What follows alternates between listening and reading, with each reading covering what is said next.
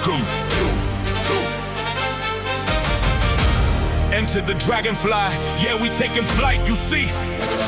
Welcome to Enter the Dragonfly, brought to you by Dragonfly Academy of Integrated Defensive Arts, where we will take a deep dive each and every week into every possible way that somebody could try to kill you and everything that you can possibly do to prevent that from happening. So yes, I'm Michael. We've never met. It's a pleasure. I've watched several of your videos, and I commented, looking forward to meeting you today.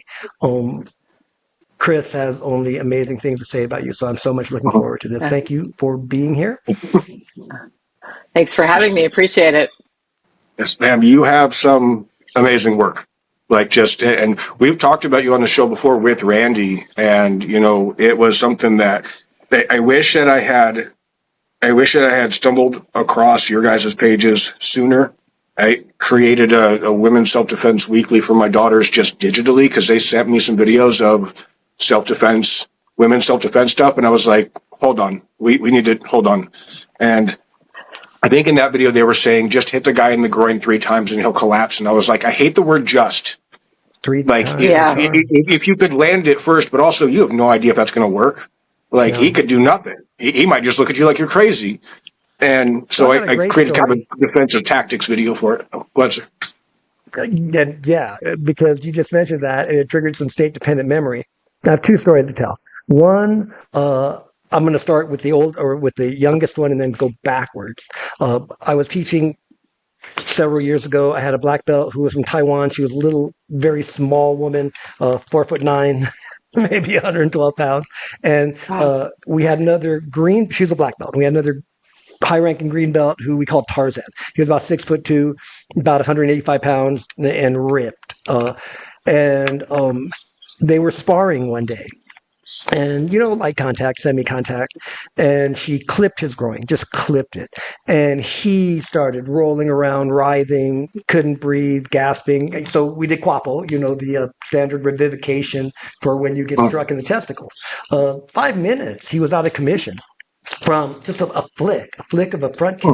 Okay, wonderful. Maybe that worked right there. So let's go back to 1978, and I'm in the Navy, and I'm topside on a submarine doing security guard work, letting people on and off. And 2 guys are fighting on the pier, and they're screaming at each other, and they're posturing, and then it gets into a fight. Okay. The sailor throws a sidekick, pretty much textbook sidekick for that time.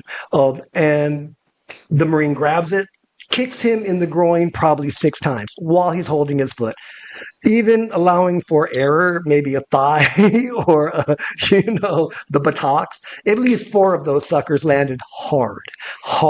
And he pushed the foot, and the sailor rolled like 1 time. And now we had a sign that said, show your ID to the sentry. And we held the sign up with 2 bricks at the bottom. And without missing a beat, he rolled as if it was choreographed, grabbed that brick, and started heading back toward that Marine. And at that point, of course, there were people up there to separate them. So we have 2 separate situations. One where a very light kick to the groin did tremendous damage, at least enough damage to eliminate the threat and clear yourself. But the other one, this guy may have been peeing blood for a week, but it did not stop him in that moment. And if there had not been people there, he would have died crushing the other guy's skull. So that's all I have to say about the groin, and I'll shut up now. Please tell me about yourself. Well, that's a segue. Yes. There you go. I'm not good at this yet. Tammy McCracken. I am in my early 60s. I am a self-defense instructor, and then I have background behind that. So I'm also a certified Krav Maga instructor with Krav Maga Global, and have some Taekwondo background, and then a whole smattering of other things, some kickboxing, MMA training. I lost my mind for about a year and trained for the ring, which I did not actually execute, which was probably wisdom.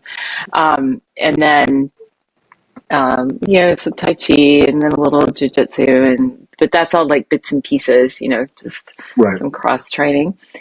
Professionally, as a self-defense instructor, the other professional side of my life is I'm a psychotherapist. I'm still clinically licensed, although I'm not practicing. And then way decades ago before that. My undergrad degree is actually in education. So Awesome. Very, very impressive. That is awesome. I was going through your site, and the more I was reading, I was like, just wow, you guys have a whole lot, and I love that you have instructor certifications. We'll dive into the questions first because I wanted to go through those, and big fan. So for those who may not be familiar with 500 Rising, what inspired you to create the organization, and what gap in self-defense education were you trying to fill? that's it. I like the way the question is phrased because it caused me to actually think about the timeline of things. We, being an organization, was not the intent.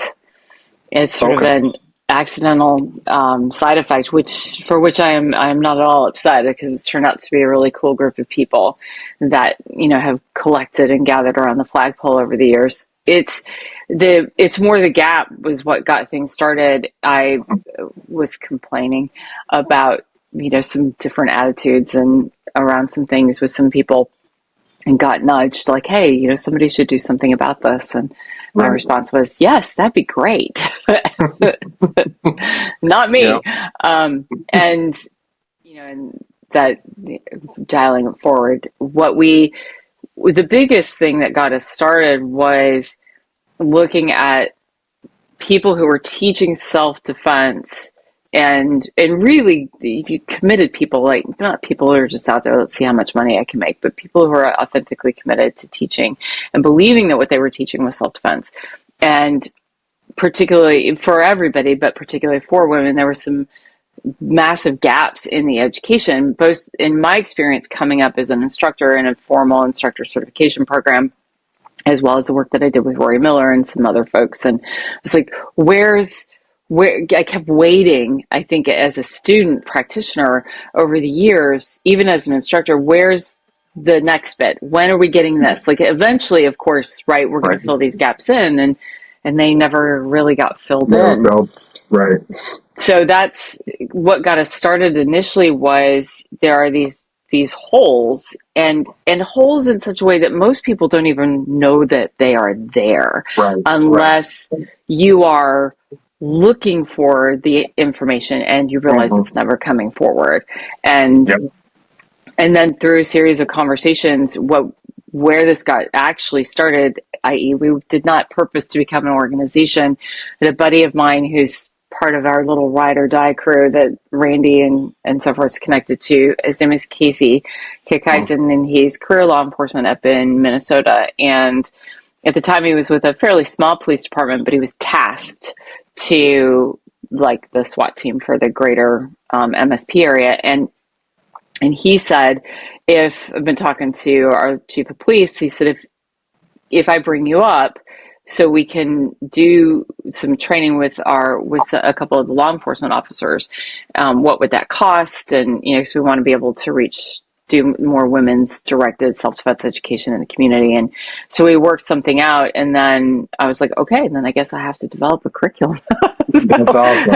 Right. We have something to do. And that's really how it got started. And I had no expectation and no plan for, 6 years later, 5, 6, I have to do the math now, still being here and, having requests for the work. So we're kind of making it up as we go. Right. That's awesome. I saw on your site, and was talking about that in the instructor certification there, and conflict communication, and you mentioned Miller. Are you certified with him as well? And yeah. In the conflict communicate? Okay. Yep. Extremely impressive.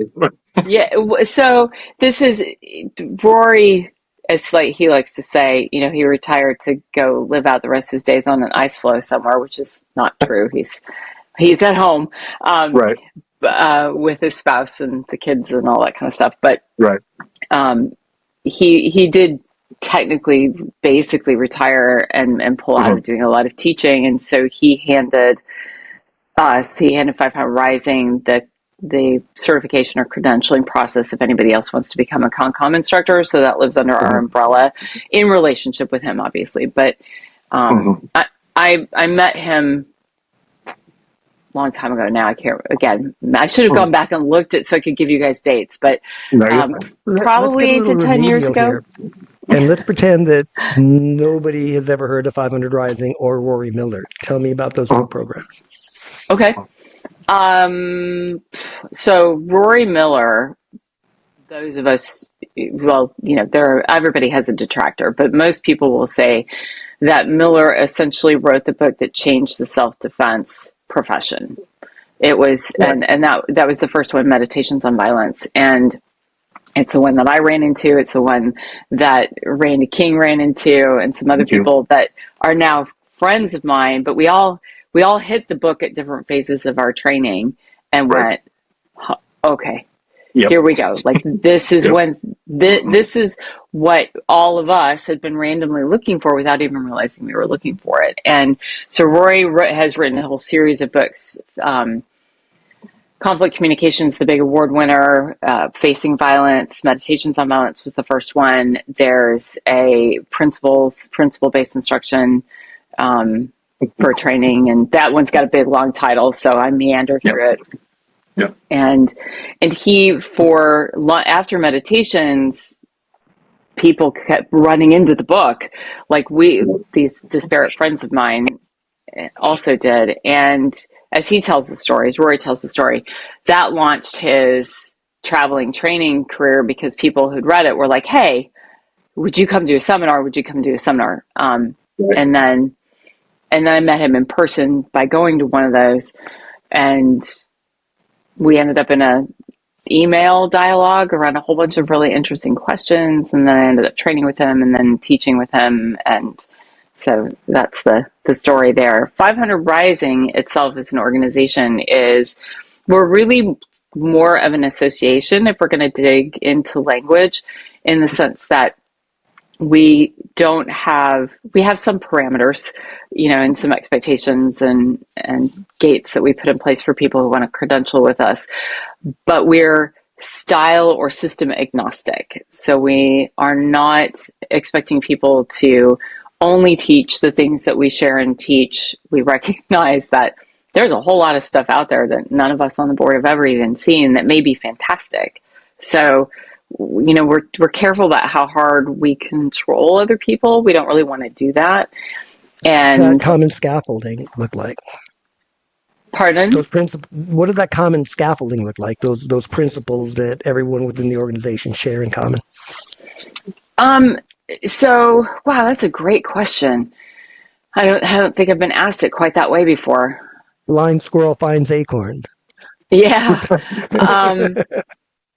Wow. So, common scaffolding. We are as research-based as we can be. And I caveat that because when it comes to specifically research and data associated with women, there's very little. So a lot of what we pull into our work is extrapolated, and which means obviously there's going to be a bias that we've overlaid onto it. But and within that data-driven, research-based approach, we are firm believers in creating opportunities for learning and self-defense that very quickly build self-reliance, the capacity to adapt to an ever-changing situation, as opposed to, and therefore we're very principle-based in our approach to the physical skills acquisition. Love the work that Gray is doing on ecological coaching. We've got a lot of that approach in our stuff. So then when I found his research, I was like, now I have words for it. This is amazing. And so principle-based, play-based education, learning through play, which is not playing board games, but ways in which physicality is skill acquisition comes into the body. That's driven again by lateral thinking and principle-based repetition, evolution. Yeah, well, right, hidden reps, things like that. So Right. the fundamental anchor for people who want to hang out with us is that from a women's self-defense standpoint in particular, traditional training models are fine. Like, no problem with that at all. I trained traditionally. The gym I started at has a very similar approach as far as like linear, progressive, rank, etc. They are proven scientifically to not be super robust approaches if we need rapid skill acquisition. And Methodology so is everything. so our approach is rapid skill acquisition, because what I want to say the data shows us, but it's fairly anecdotal because nobody's actually There's collecting no data. empirical Right. empirical data on women's self-defense. But We need to start women doing are that starts with us. we today. do. I love this Women- conversation so much. You guys are so cerebral. Oh my God. We can get back to punching people here whenever you want to. No, please. What we find is that most women who are out there, by most I mean like in the general population, not in the training community, are not going to train for very long. And the evidence that we pull to support that beyond our own experience goes to the whole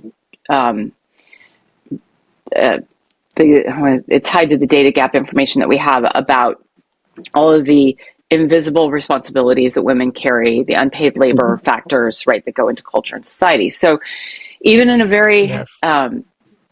equal relationship, let's say it's a partner relationship, one person carries more of the unpaid labor than the other in almost all relationships. And in mixed gender relationships, generally that's the woman. And so what happens when you say, hey, come train with us, give us 18 months, 24 months, 3 years if you really love what we're doing, rank up. Even if she can get her life structured to clear her schedule for a couple of days a week, couple evenings a week to train, that it becomes a stress factor because she's still carrying all of these other things in her life.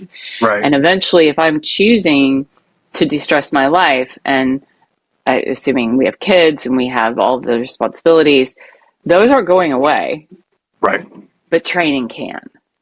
Right. So it's the extra. And so very few women train long enough to get to a position in their style, whatever it is, where they possess enough academic knowledge, physical skill acquisition, strength to adapt the style to whatever they may experience in real life.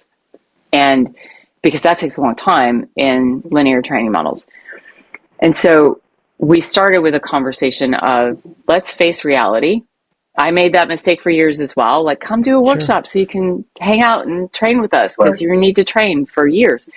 And then it just didn't translate to a lot of student enrollment in that population because they're just not going to. Right. So we aimed initially to create an approach to women's self-defense education and training that could be delivered in short workshops, because that's what women are going to come to, and have it be useful, as opposed to, I'm going to give you 20 techniques in 2 hours, after which you're going to go, there's so much I don't know.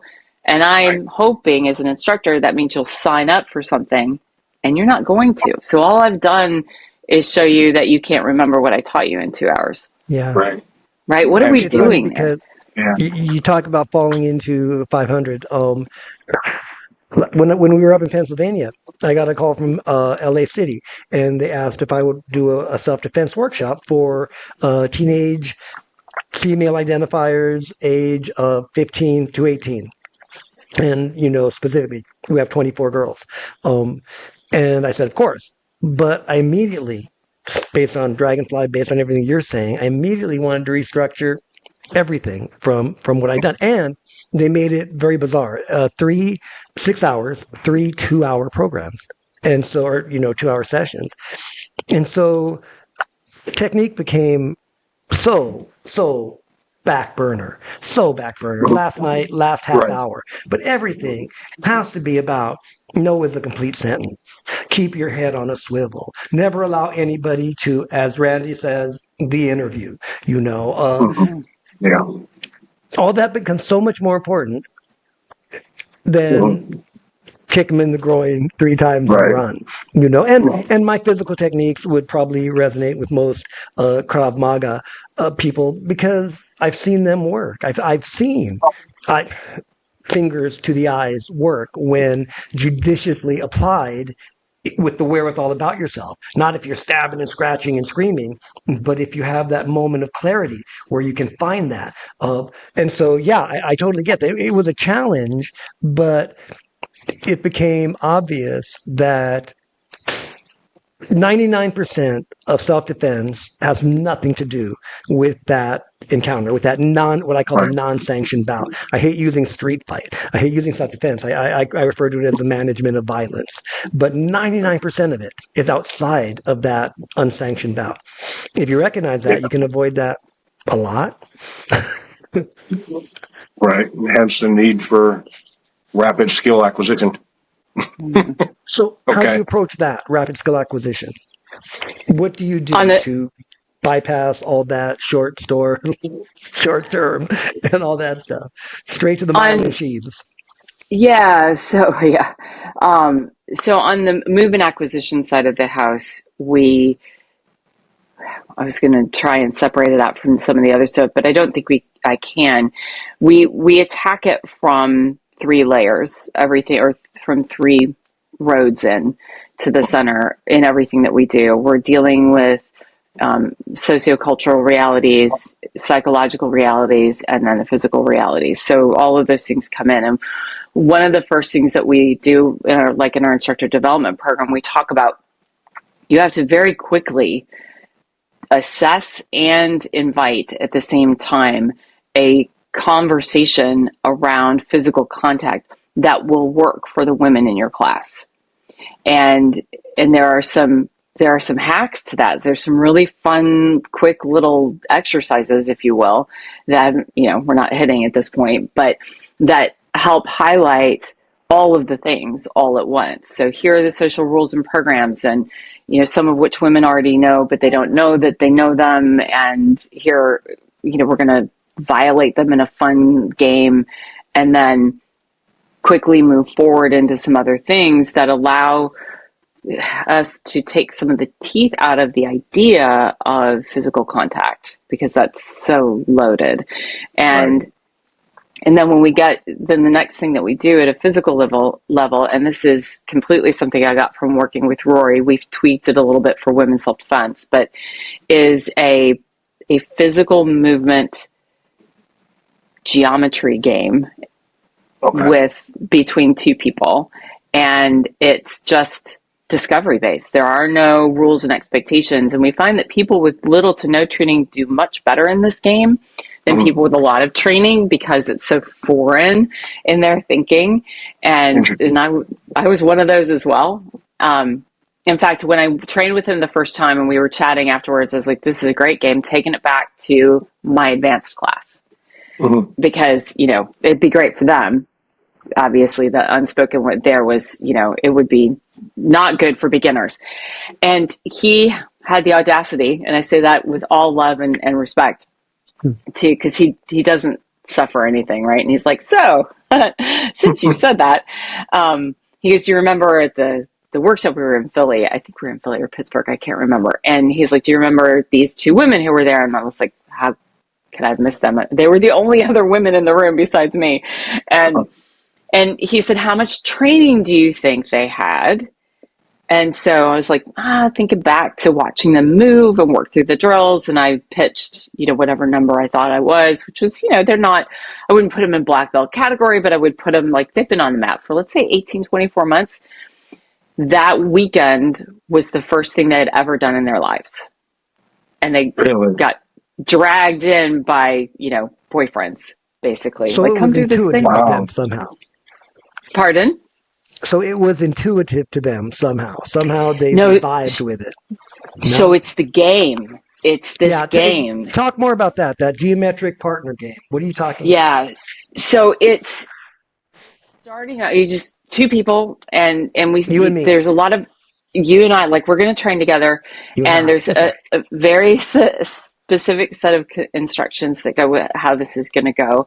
The entry level iteration, and entry is not the right word because you can make it very complex, but the easiest way to learn it is we're going to play chess, and with bodies, you get a move, and then I get a move. You get another move, and I get another move, and it's very slow, very because there's safety features that are involved in slowing it down, super slow, and pauses in between. So when it's my turn, if I'm in whatever position I'm in after your move, I can hang out there and think, all right, what do I want to do? What do I see? What makes sense to me? And if we put a couple of very basic goals on top of it, and which then becomes layers that we add to the game of like, first, we're just going to play chess. What happens if I do this? What happens if you do this? What happens to you if I do this? And then you have a new puzzle to solve now. And what I love about this game is that play, human behavior play, like before the ages of like 4 and 5, is one of the only human behaviors that we have that is not post hoc. So it's not driven by a goal. It's play for the experience of it. Yeah. And so when we get ourselves back to that lateral thinking, opens back up again. And then you can add like a goal. All right, so your goal, you guys are going to go for 8 moves each, total of 16 moves. And your goal is, escape and evasion, to get away, whatever words we want to use. And then we reset, we go again, and we change the goal. We reset, we go again, we change the goal. And without teaching a single technique. And what happens is with women more than with men, we'll occasionally get a woman in a group, like when we do this in a workshop, who says, I don't know what to do. And this is where the ecological and Socratic coaching comes into play.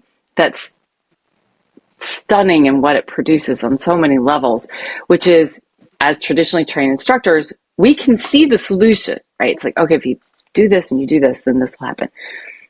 But instead, if I say something like, okay, what would you like to do? What would make sense to you right now? If you get I don't knows, you can say, okay, so if we pick a goal, like, do you want to cause the necessary damage to be able to get away? Let's say as a goal. Okay, cool. So their body is made just like your body. Look at their body. And if something was going to create problems for you in that position, do that. And it's amazing what happens in a very short period of time in confidence, authentic confidence, in understanding how bodies work, how mine works, and how yours work. And then if we have some very specific skills that we want to teach from a more prescriptive perspective, that they get it so much faster. Because inside that, of course, we also talk about the principles that make things work. What are the physics here? What are some key aspects like center of gravity to base ratio, creates your balance? What is balance? How do you put humans on the ground? How do you just go? One of our pieces of homework is often, like when we have ongoing workshops, is okay, between now and when I see you again, the next time you're out in public, I want you to start looking at how people are standing in various places on the planet. And in your head, please don't test your theory, but in your head, identify how you would put that person on the planet. Without teaching any judo or jiu-jitsu or throws or anything, just and they can do it. They can absolutely do it if we start from that perspective, and then we can layer in some prescriptive coaching if we need to. Now they understand the physics. They understand why things might work, and by not answering questions which are, I'm going to say, they're hooks for us who are more comfortable teaching prescriptively, which is like, what do I do next? And that's like, oh, I have the answer, because we were trained that way, and we're trained to teach that way. If we avoid that and we ask Socratic-based questions instead, then at the end of a workshop, or even in the instructor development courses, it creates a level of independence in somebody's thinking that is absolutely critical for actual self-defense, because it's never going to look like anything we do on the mat, ever. Right? And so, to back this up with a story, years ago, when I was part of the violence dynamics team, when we had that running, where it was me, Rory, Casey, and Randy, we did a violence dynamics at the training center that I had in Northern Virginia at the time. I had a woman who trained with us for a while, and she'd come to us from somewhere else where she had been training and working as like an assistant instructor. So she'd been teaching. She was just authentic badass on the mat. When we like, okay, find a new partner in regular classes, you know, there's Lori, because everybody's like, I don't want to work with her. Not because she was hard to work with, but because they were going to get their asses handed to them. She was that good. We ran through a series of scenario-based experiences. I use the word scenario very loosely because in my world, they're not scenario, they're situational trainings, but most people call them scenarios. And very controlled, but in general environment situations. So like an actual office, an actual bathroom, actually outside on the stairs, in a car. And she deeply struggled in every single one, to the point that it shook her hard. And Randy was actually there, and he was the one who debriefed with her because he was around her when she was starting to have a reaction to her experience. And her comment was, which is the beginning of changing everything that we did, I kept waiting for the person in the threats role to do something that looked even close to, you know, something I'd seen before. Right. So I knew which technique to use in response.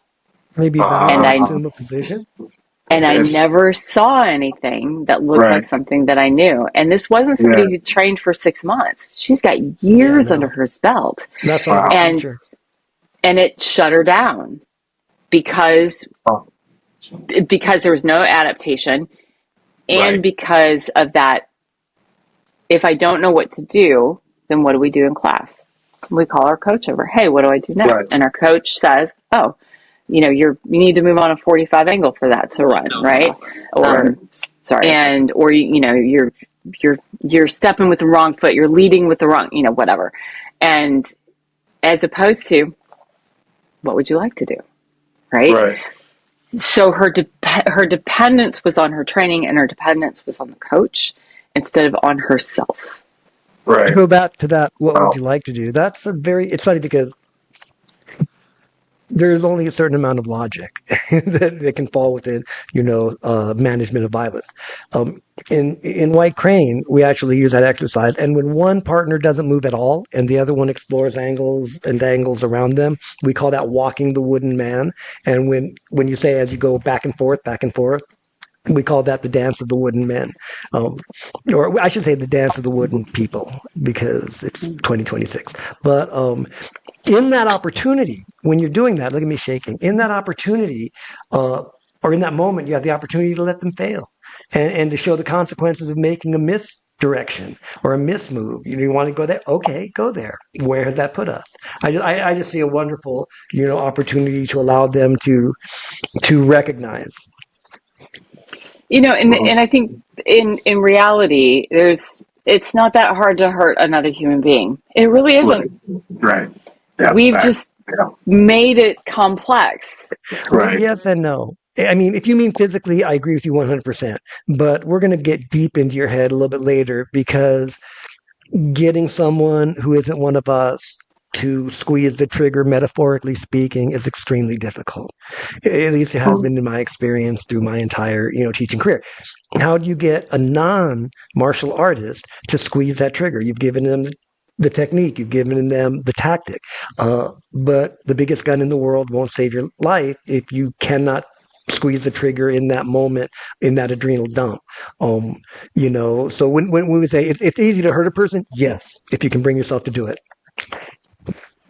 That's valid, and I'll hold on to all my thoughts on that until we get to that. I don't want to jump ahead. So okay, so we want to emphasize that self-defense is much more than physical techniques. If someone only trains punches, kicks, or shooting skills, what important pieces of the puzzle do you think that they're likely missing? They're missing two things. There's obviously, we could talk about it for a long time because there's lots of pieces that fall outside of the physical skill set, but they're missing all the psychosocial overstory that's tied to them as individuals, their circumstances, the where and when they are, like it controls everything that's happening. And particularly the internal narrative that drives the decision making. And then the other piece of it is as much, and this is getting better within the profession, and in the sense that people are talking more about that there's all kinds of stuff that happens before it Right. breaks physical, and some people are beginning to try and teach more of that, but a lot of it's just still conversation, like, hey, there's Right. more, right? Right. There's stuff that leads Right. up to it.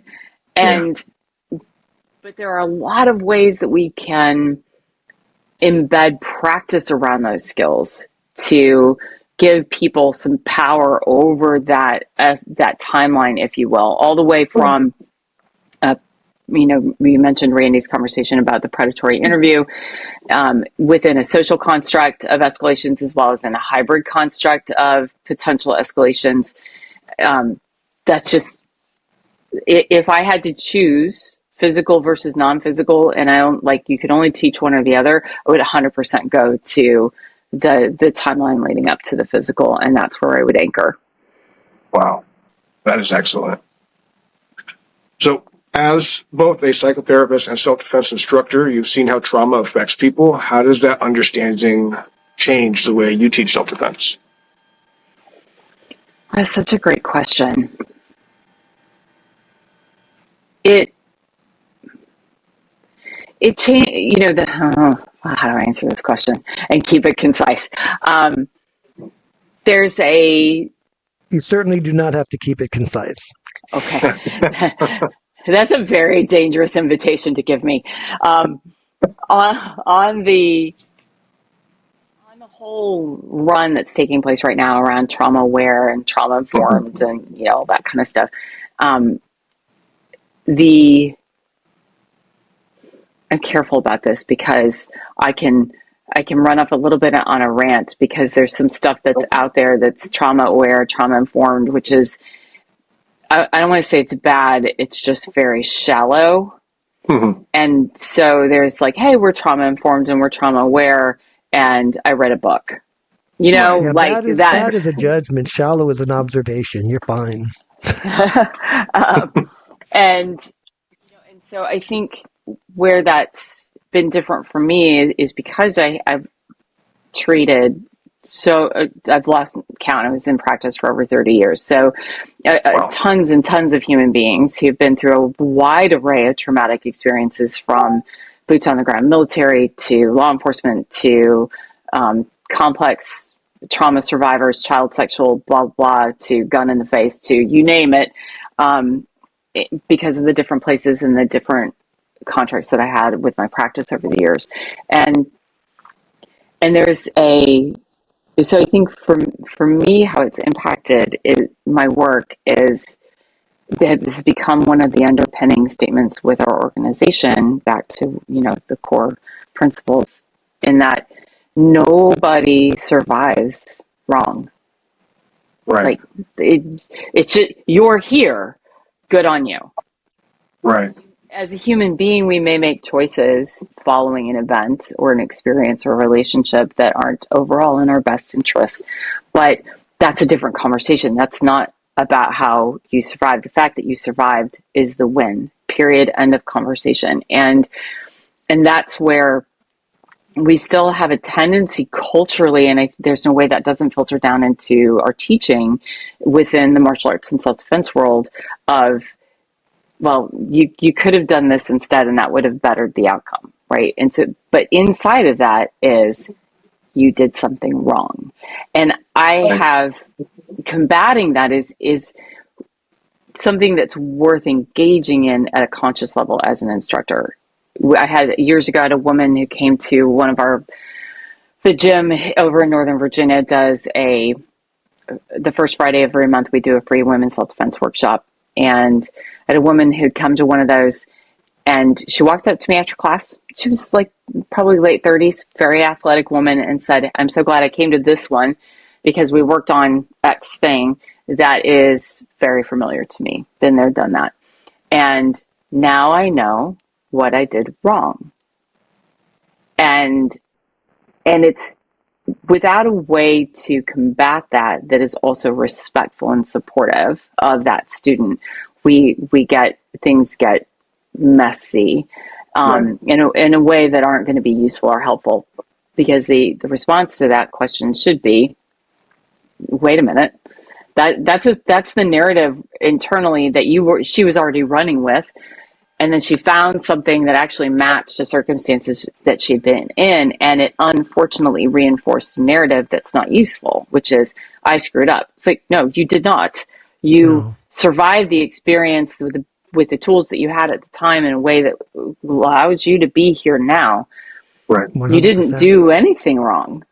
Well, the way I always approach that is there's no wrong. There is more efficient and less efficient. You use the most efficient available to you in that moment. And yay. Now we can explore the more efficient because you survived to be here. And at a theoretical level, I 100% agree with you. I think I'm careful, and again, we're talking just professional to professional. I'm very careful about how I have those kinds of conversations with the students, particularly when I already know either by something they've disclosed or something that's evident in their movement that there's something in their background, and it's more a question, honestly, like. Even in in the coaching approach, is something we invite instructors to do with their students as well, is if you are going to coach prescriptively, and because there's a time and a place for that as well, it's always by permission. Like, hey, what you're doing is great. Are you interested in refining a piece of that? Mm-hmm. And most of the time I get a yes. Sometimes I get a no. And then it's like, 100%. cool, got we it. always say PCPP. Praise, permission, correct, praise. PPCP with an adult. With a child, we always say praise, correct, praise. And correct, obviously, we're using it more in a leading as opposed to admonishing. It's just the way the phrase is set. But always permission, always consent with an adult. Yeah. If I'm going to put a bow on that to keep it simple, is that I do think it's something that we require if folks are going to become fully certified with us, that in our level 2, we go through a fairly in-depth conversation about what trauma actually is. Not because I expect anybody to assume that now they're treating, because that should not be happening in any stretch of the imagination on the mat, but to really understand what trauma is, what it looks like, what it doesn't look like sometimes, and to be aware of where the landmines live in training around, but both for you as a coach, because you're going to step on something and you need to be able to step back off of that and figure out how to manage it. And if you have a student who has a reaction on the mat, like managing that is not as hard as it looks, as long as you understand what you're experiencing with the student. Amen, Doc. But the last thing you want to step on is a state-dependent memory. Those you just want to be, 100%. Very well said. So, since you brought it up, though, Excellent. before the next question, what does trauma look like? That's not a straightforward answer, because it's a huge. It depends. How is it complex, right? So is it a result of an ongoing trauma-based lifestyle experience? Is it state specific? Is this somebody who's been in combat? Is this specific to a single event? How is that event narrated? What happened afterwards is going to, all of that cognitive ecology is going to dictate what it looks like on the mat. And you may not see it at all. But it doesn't mean that it's not happening, like that the individual isn't having some connection to past experience. It can also look like something that we never expected to look like. I had a woman come, and I knew ahead of time because she'd emailed me like, hey, I've had this thing going on in my life, and there's actually a trial that's going to be taking place down the road, perpetrators being charged, etc. I want to come take a trial class. I was like, excellent. Take this one. Don't take this one, and don't take that one, because those things are going to be like, because what we did in those classes was just a lot of sparring, a lot of active hitting, striking, punching. It's probably not what you need to do for your first class. Right. And she came to one of those instead. And which is her prerogative to make that choice. She participated for about 5 minutes. It was like, can't do this. And then through a conversation, invited her to stay and watch for part of the course and for the rest of the class, and mixed gender ongoing class kind of stuff. And then as class started to wrap up, I turned around to say something to her, and she grabbed her stuff and left. And I never saw her again. And I thought, I fucked up. Like hardcore. That was absolutely what had happened. I reached out with an email, didn't hear back. I was like, okay. So the rest of the story, which she had no need or reason to tell me, was that she was visiting. She wasn't local to the area, and the trial was taking place on the West Coast, and which is where she lived. And I learned all of that because about 10 months later, I got an email from her that explained what had happened for her, and that she was really grateful that she had stayed for as long as she had, because it created, and we talk about distress tolerance, and so it was ended up being a distress tolerance experience for her that built enough resilience for her that when she had to face her perpetrator in court, she was able to get all the way through it because she sat and endured that class, right? And that's also what trauma looks like. So, right. Broad, but very, very well said. That's, I love your material. This is excellent. So many people hear the phrase situational awareness. What does that actually look like in everyday life without becoming fearful or paranoid? Situational awareness is a tactical term for focused mindfulness. That's it. Okay. And then there's nothing wrong with it having a tactical label. We use it in, I've done some contract work with some close personal protection detail teams and, stuff like that. So we need that language when we're in those communities. Right. But that's really all it is. And when we're working with people who aren't doing this for their job, right, then being able to frame it in non-tactical language is important. And that's really all it is focused mindfulness. So I am, you do not get too Buddhisty on this, but being mindful is just being present in my experience and my state in the moment of the world that I am in. And focused mindfulness is I'm choosing to be aware of my world right now, such that if there's something I need to pay attention to, good, bad, right, wrong, or otherwise, my whole neurobiological processing system is going to acknowledge it and bring it into PFC awareness. That's all it is. And when we talk about it in, Cooper's color code language, or we talk about it from a tactical perspective, it often then becomes fear-inducing. right. And I tend to avoid the head on the swivel language because of that. Like in the tactical community, from working with a static security team or close personal protection detail team or what have you, that language is their world. It makes sense. It's gives us a common vernacular. But when I start talking about that with a group of just general people, male or female, it doesn't matter. Like, hey, you need to be situationally where you need to have your head on a swivel. That says paranoia. That says there's danger around every corner. And if you didn't see it, then whatever happens next is your fault.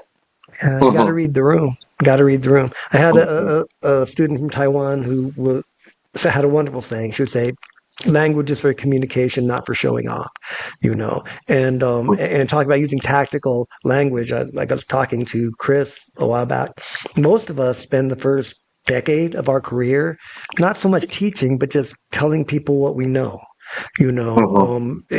maybe less if we're lucky and we get a few good mentors and a few great students. But yeah, using vernacular that matters, to not head on a swivel, not tactical language, because like you said, that can be not just off-putting, it can be detrimental. It can close off all, well, I'm not that, that's not me. And then you haven't done your job as a teacher. Yeah, I love that vernacular. Are you Buddhist?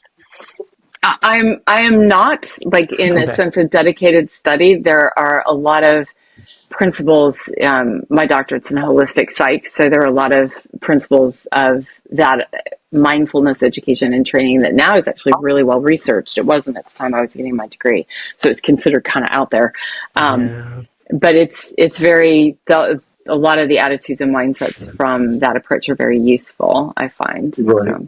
Yeah, you hit my vernacular immediately because I am. So I was like, wow. Oh, okay, beautiful. Yeah. And I think it's a valid question because, oh gosh, I was, a friend of mine was sitting on a board of directors of a nonprofit organization out in Sonoma Valley. And she reached out and said, hey, the board would like to bring you in to work with a couple of populations. Are you up for it? That kind of thing. I was like, yeah, I'd love to. And it really stretched me because there were groups I hadn't worked with before in that level of concentration.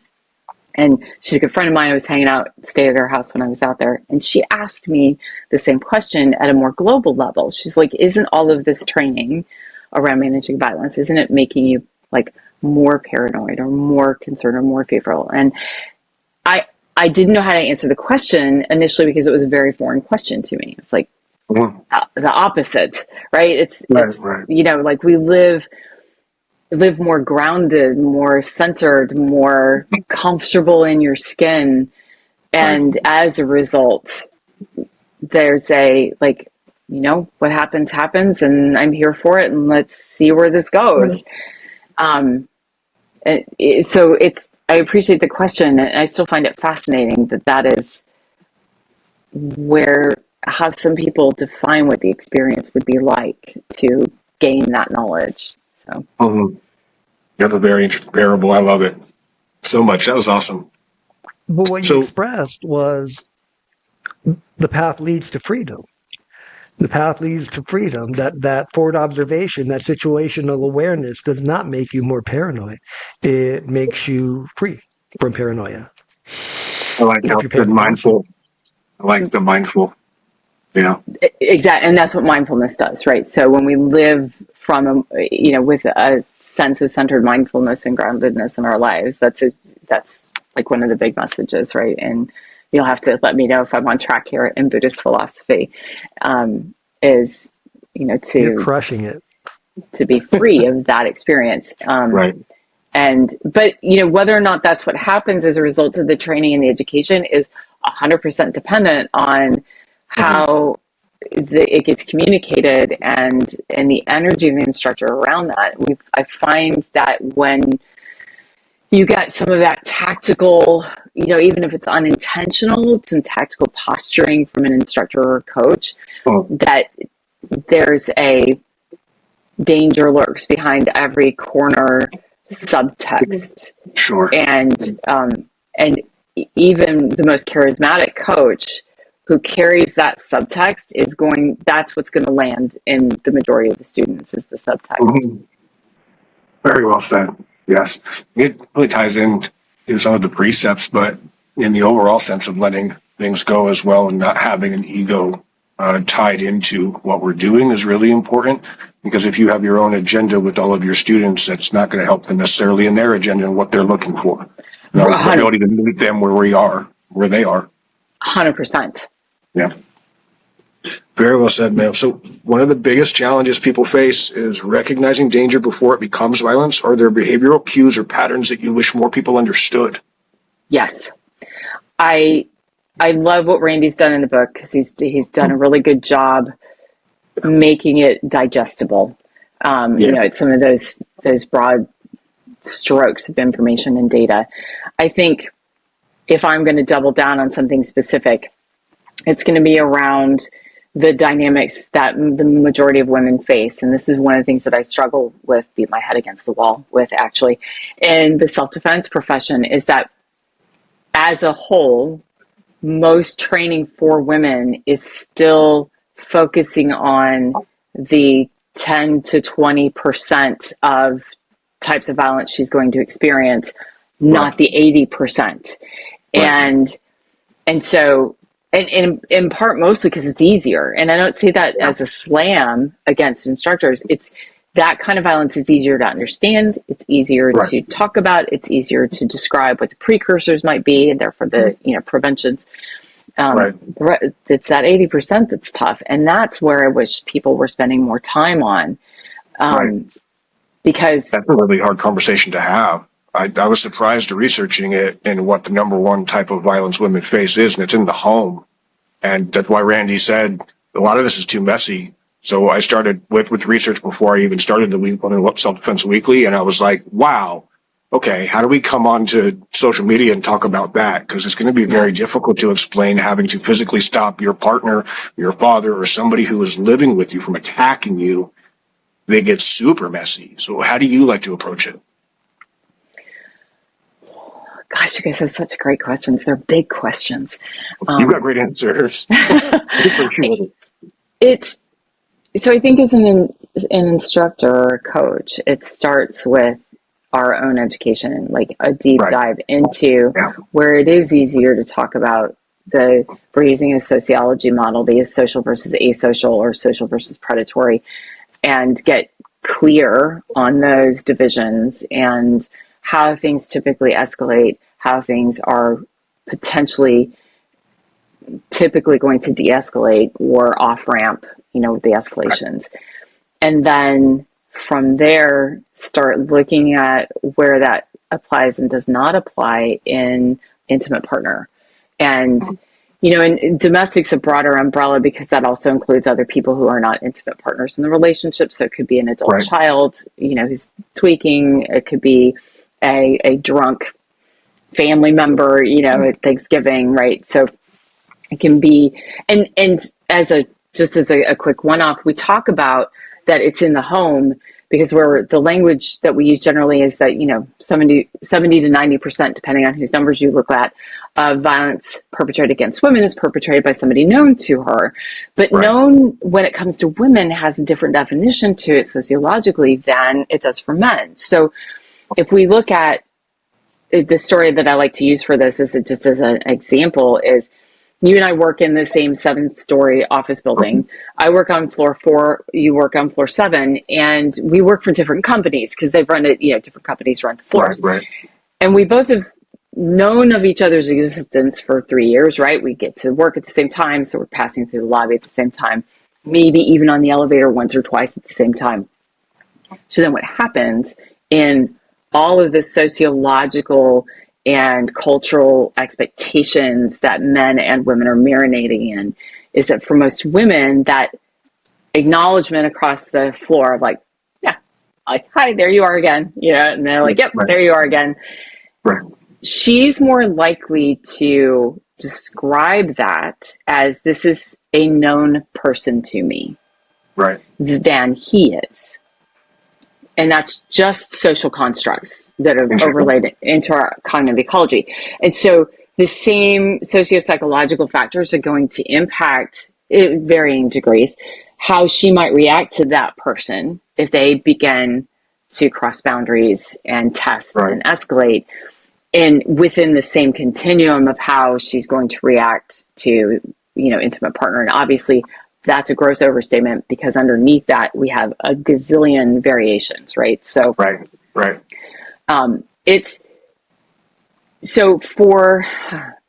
we need a deep dive in understanding, and we need to know how they cross and where they cross over and where they fail, like social dynamics, the conversations about social escalations in aggression and violence break down at a point in certain kinds of domestic situations, and asocial predatory conversations also break down even when it could be an asocial conversation in part. And it's one of the reasons that we've added a third category just to help us have some language to talk about this. And we say there's a hybrid element as well, and that's where there's a mix. And as Randy says, this is where it gets messy because in social and asocial paradigms, we can go, this is what it looks like. And this is what this looks like. Right. In a social escalation, especially if I'm thrown down in front of my buddies and I'm trying to earn some cred, I'm going to do a witness check to make sure you're watching. Right. Yeah. In an asocial situation, I'm doing a witness check because I want to make sure nobody's going to stop me. Right. So witness check behaviors taking place in both. Each one means something very different depending on the environment. Now, wouldn't Chris on the fourth floor fall into that hybrid category? He does. See that, and that's the dynamic, though, is that unless we have another way to talk about this, Right. then we miss all the women. Right. to, The group to monkey dance statement. into status seeking show. Yeah, and women monkey dance with one another differently, though, right? If it's women between women and men between women is different, especially in corporate settings. The monkey dance between a male and a female is going to look very different than between a male and a male.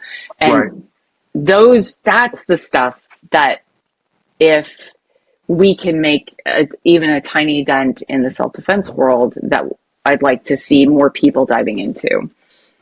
Yeah. And that hybrid category, I wouldn't say it's the most dangerous, but it's the most insidious in so many ways, because I know that guy. Oh, I see that guy every day. I've seen him come to work every day. You don't know him. Right. Yeah. Yeah. That's fascinating. Thank you for that. The status seeking show is really interesting, and how you tie that into that, especially with the hybrid model. I did not know that. Do women have the same processing for status seeking show? It depends on the subculture. If we're looking at young women who are involved in gang activity, yeah, it's very similar. Because the type of violence that culture puts into certain levels of status, they apply to pretty much everybody. So she's going to throw down like he is. Outside of the subcultures that have their own very specific protocols for violence and how it's used, that's where it can be different. So,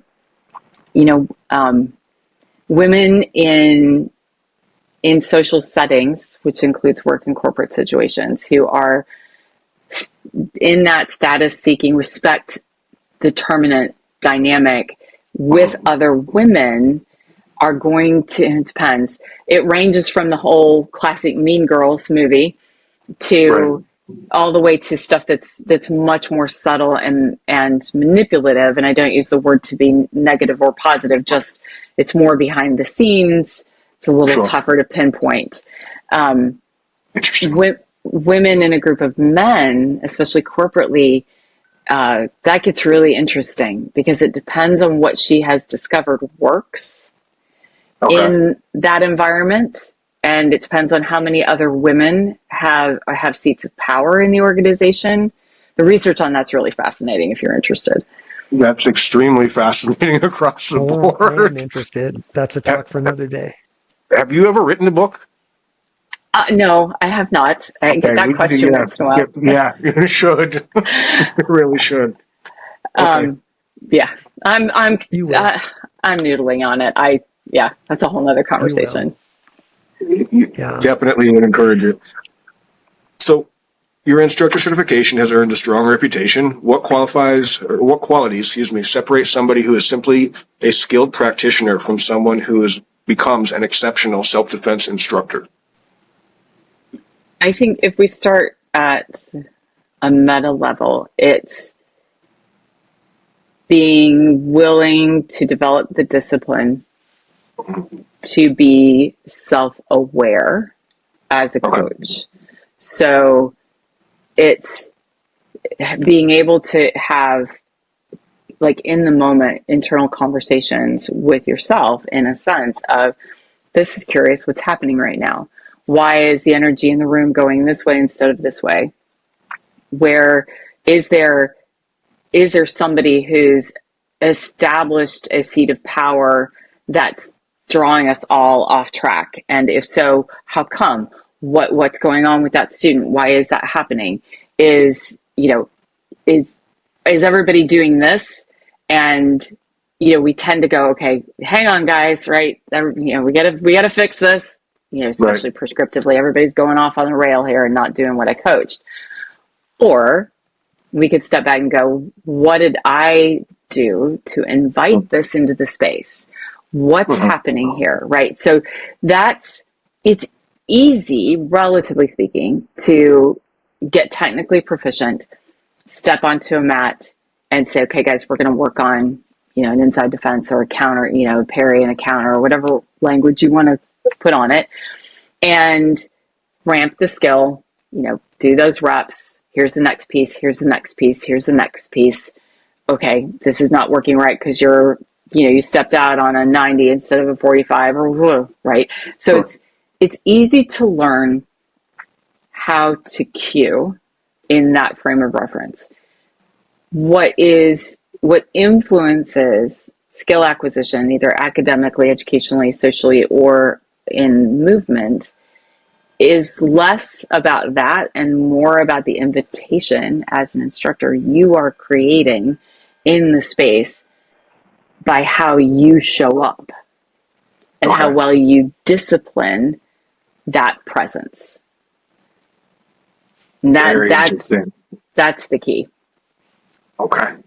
That's excellent. I like that a lot. There's a lot of that. I've seen that before in different classes and how people interact with instructors, and different instructors handle it differently. Is that part of your guys' focus on what you do with 500 Rising and certifying your instructors?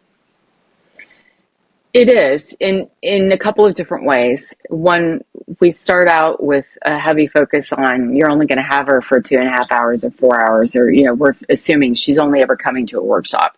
And so how you engage the student, the invitation that you're creating is everything. It doesn't matter. Look at everything else that you're doing as a vehicle towards that ultimate invitation.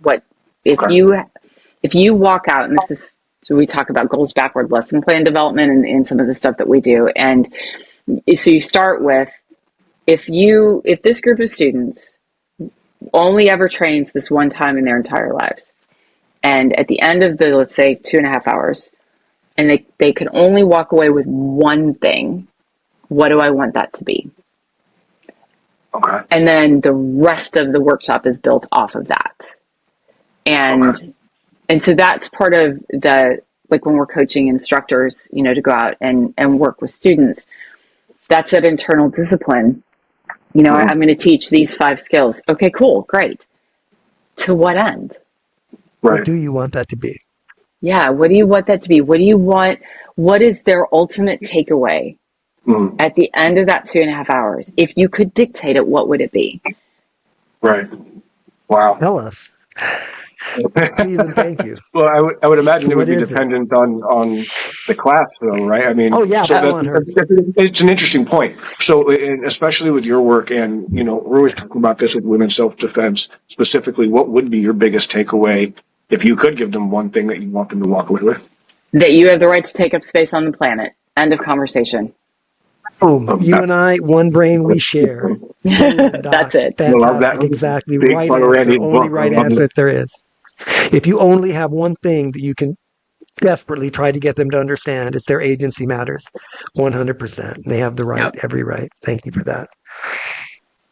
So many people freeze during unexpected violence. What does the research tell us about why that happens, and how can training help people respond more effectively under stress? Okay, the research tells us that is a basic human survival mechanism.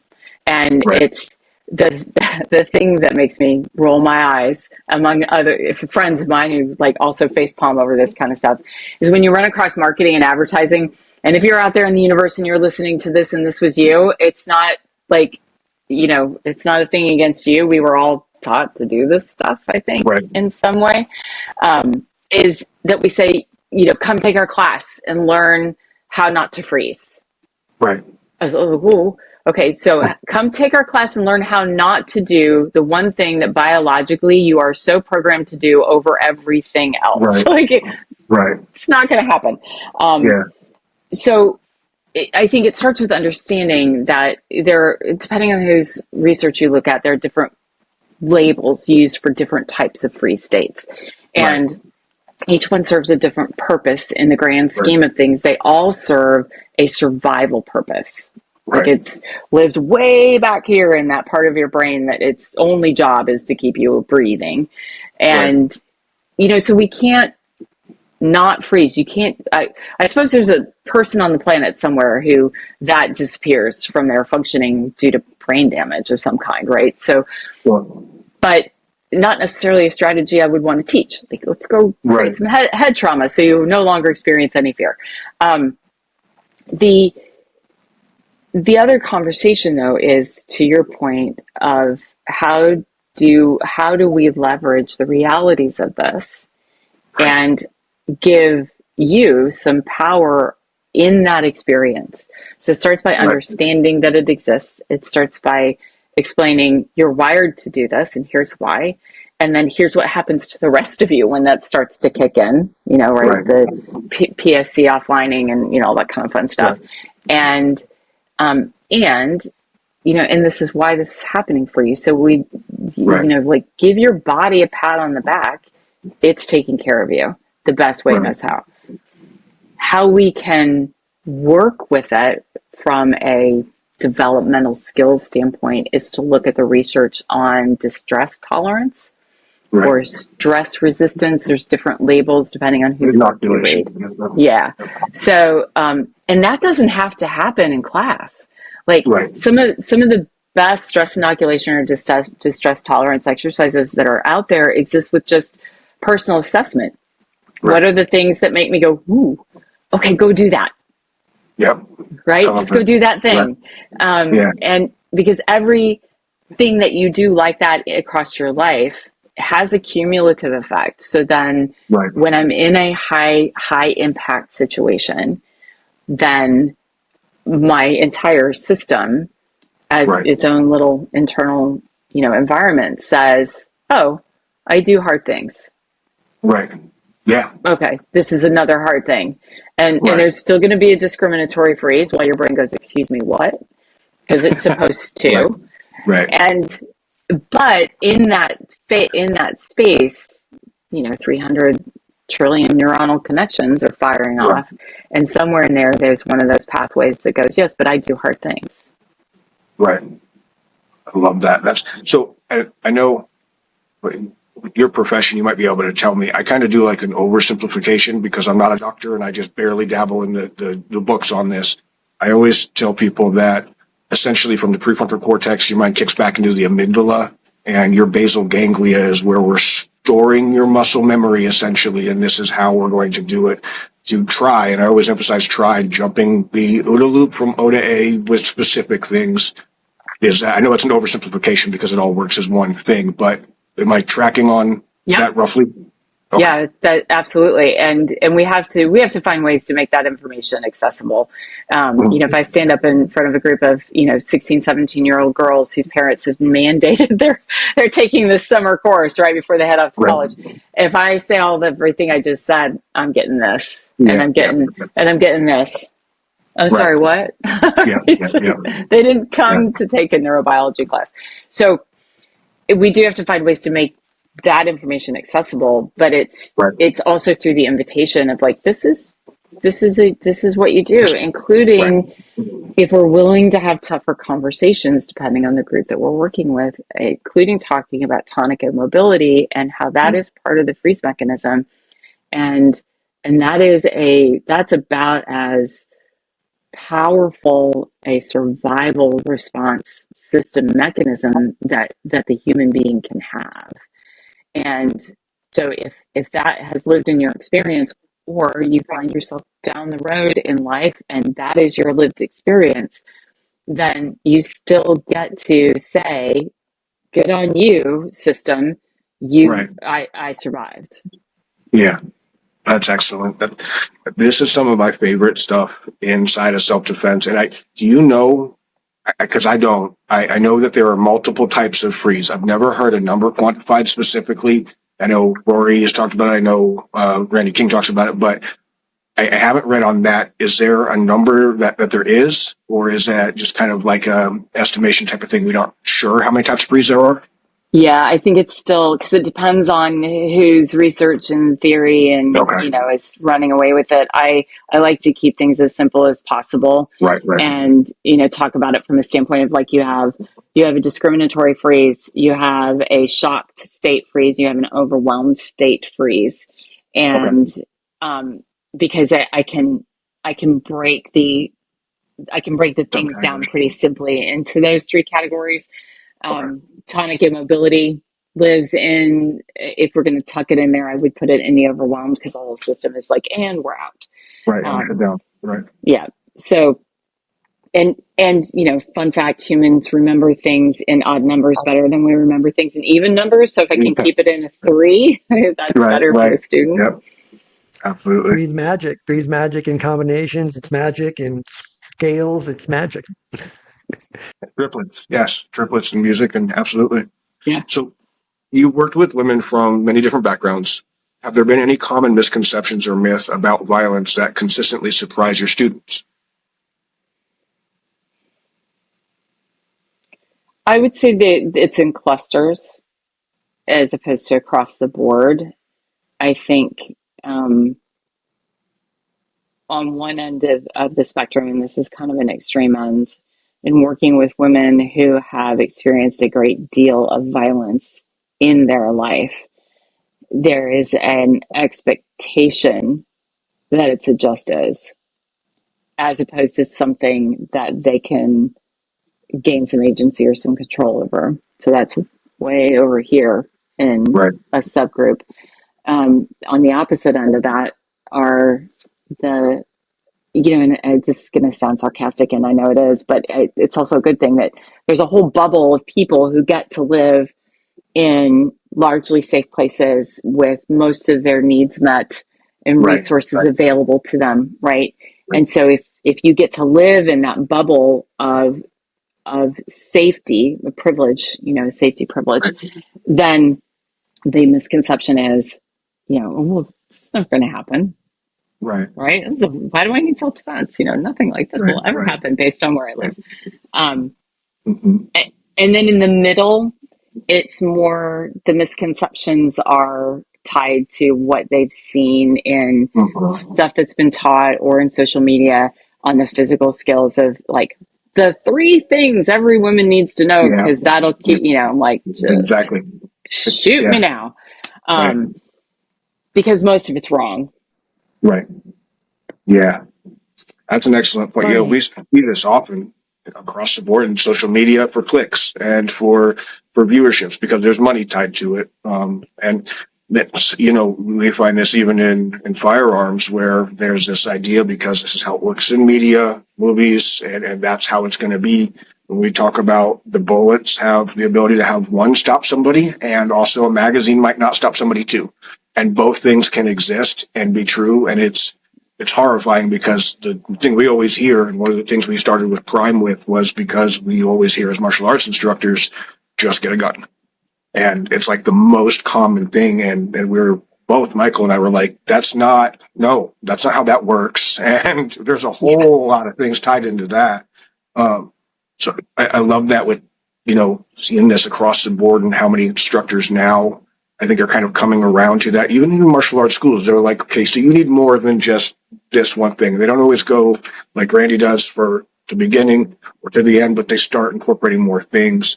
And one of the great things about Krav Maga, we see a lot of those guys who are going through, they're introducing trainers, they introduce stress response, stress inoculation. And I don't know that I've ever seen one place kind of do it all, but there's a lot more expansion there now, I think, than there was 10, 20 years ago, for sure. Yeah. There's a I little mean, bit of Rube Goldberg in stress inoculation. That just seems like they wanted, back to your point about communicating in language, stress inoculation it doesn't flow off the tongue trippingly. But I wanted to get out of it, but I digress. I want to get back to that bubble of privilege because that influence, you and I, we have the great privilege of saying some trees don't live as long as us. But I'm sure you remember back in the day, that bubble influenced the culture of training. The studios in Bel Air and the Chuck Norris studio in Beverly Hills were no way going to put their people in danger because those parents had that bubble. Whereas in Watts and in Harlem, Those kids, we trained. You broke your arm. Okay, as soon as you're done with this round, we'll get you to the doctor. You know, but it was, and you couldn't possibly get away. Now, I'm not saying that's good or bad, but Right. right or wrong. Yeah. Let's not be a prisoner of the moment. But the fact that the people in underprivileged areas where there was high crime and food deserts, they wanted a different thing from the martial arts training than the people in Bel Air and Beverly Hills. And, you know, they never wanted their children in danger. They wanted, as we said in the previous podcast with Kat, they wanted you to maintain their fantasy and the illusion of Right. formidability. And that's that, you know, and I think that's done a great disservice to the Right. self-defense industry over the decades. Yeah. Thoughts? Well, yeah, so I agree in a number of ways. I think to what you're saying is like how popular media, television, movies, and stuff like that definitely have a huge shaping effect on the Yeah. overstory, on how people approach things. And what I'm finding is in my experience is that the bubble, that safety bubble, is shrinking a little bit. Um, so that's the upside, I guess, to we're in an information age, right? Everything is at our fingertips that we can find, and so I'm finding that even in very wealthy communities that I have the privilege once in a while to work in, there is a little bit more consciousness of like, it's probably worth having some skill sets and some information to work with. Right. Um, so that little group over there on that end is getting smaller, which I appreciate. The one thing that I openly object to is when instructors have discovered that, right? So, or by experience, like I'm going to work with another group of girls again, and they're girls, they're 14, 15 girls, and they do 14, 15-year-old girl things all the time, even on the mat. Um, and they do live, depending on where they live, it could be living in a little bit of a safety bubble, and that's okay. Our job is to invite them into agency so that when that bubble, if that bubble gets broken, they have something to work with.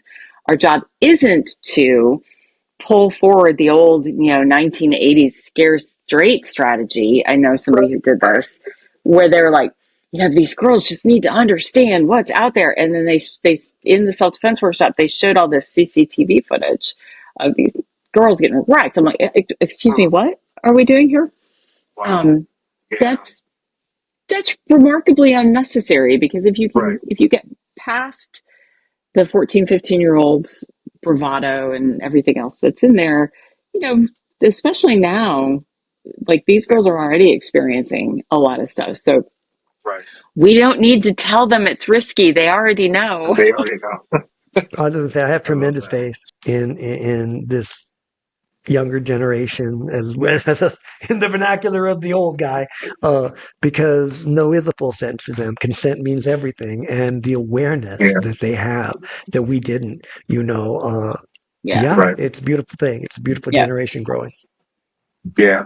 Yes, I like the way a lot of it is it's advancing for sure. There was a lot of differences in the last few decades, and even just the 3 decades I've been teaching it, we see more awareness. And I think probably like how you hit on the information age, because you can pretty well, Google's not always right, but you can go look up things and you can find out, what's happening. I had a firearms class once where I was watching Commander Milner. Was about half the class, he showed us that exact thing, the CCTV footage. And I was like, but it was like a justification almost, like this is why you should carry a gun.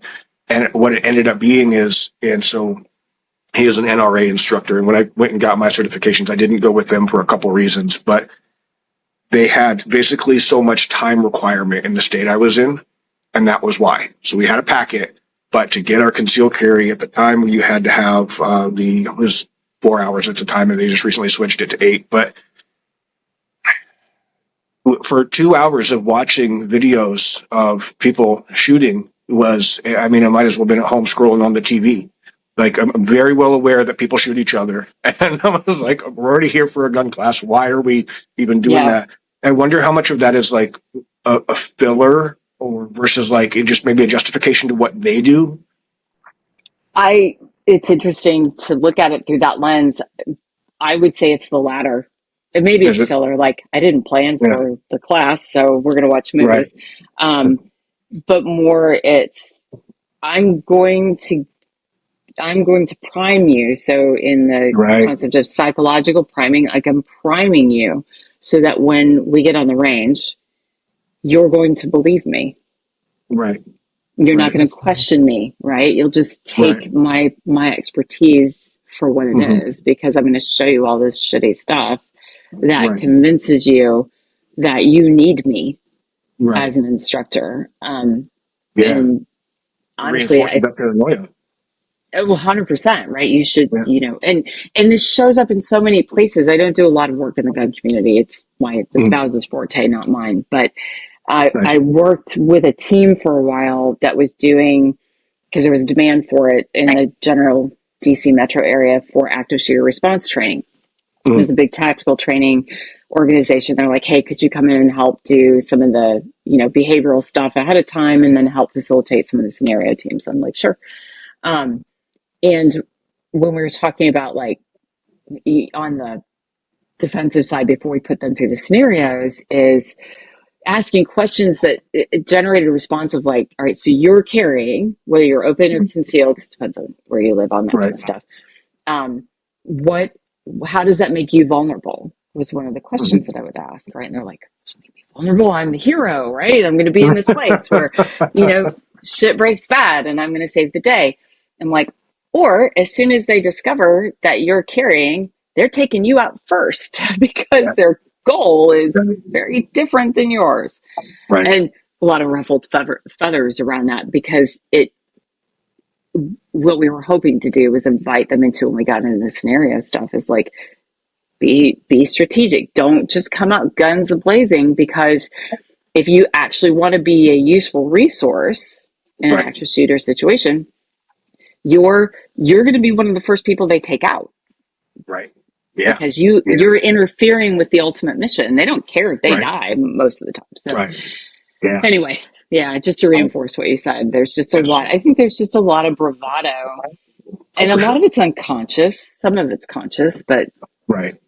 That is the firearm industry in a nutshell. We talk about this. This is one of the reasons why I love talking with you and your work, Randy's work, and everybody who's in this part of the space, because there is an assumption I have it, so I'm going to be fine, and everything's going to be, and not just like the open carrying of you be the first one if they see it. But there's a rule we teach about this, and that's everywhere you go, there's at least one, and you brought it. And so just because you're there, and we have a secondary rule tied into it, and it's if you choose to carry, one is none and two is one, because nobody is so good they can't have their first one taken from them. So I'll step out the door without at least two. And when they start looking at it like that, they're like, okay, so I could be a liability. And absolutely, you're going to end up within arm's reach having to do retention work. And then all of a sudden, he takes it from you. You've got a big problem. And this absolutely can happen. It happens to cops. And, that kind of work is not unprecedented whatsoever. I have a 100%. wonderful video of the lady cop having her gun taken away from her and shot. She got shot with her own gun. And every mistake you could possibly make, from triangulating while you're sitting in the car to everything, every possible mistake. Thank goodness it wasn't fatal. But yeah, your weapon is everybody's weapon unless you are good enough. It certainly can be. Yeah, this is why I'm surprised a lot of places don't really go into much retention work at all. It was one of the inspirations behind our stuff in crime, and that the majority of violence is not happening. Did you know, I kid you not, one of my biggest pet peeves about NRA is that they only have one qualification for instructors to test on. So you go through your first class, your second class, and then you do your instructor class. But to test, it's a shooting qualification. That's it. And so they had it for 45 yards, which is, half a football field, and an 8-inch plate. And I'm not saying you shouldn't be able to do that. That's great for accuracy. I love that. What scares me is he's half a football field away. Why am I shooting? Yeah. He's half a football field away. Like, I could be leaving now. And so, like USCCA, they do it from 7 yards, which is the Tula rule, 21 feet. Yeah. And so that one made sense to me. But there's a lot of these standards. And so I have an IFSA certification with Dan O'Kelly's company, and ours was 24 hours of education and then 4 hours of testing, but it was written.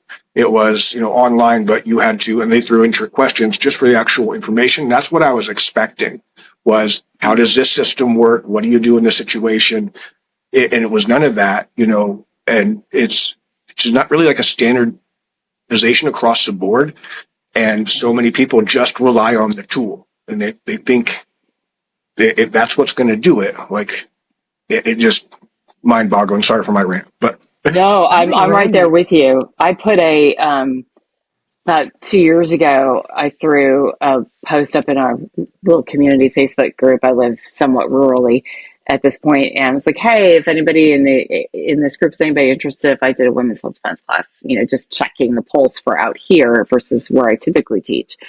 And it was pretty good response. And then what I always find fascinating, and I use the term very broadly there because I am also fascinated, but it also just makes me want to beat my head against a wall, is the number of people who will then, go over to DM and be like, well, just make sure that you're teaching them how to carry a gun. Like that's the great equalizer. Right. I'm like, right.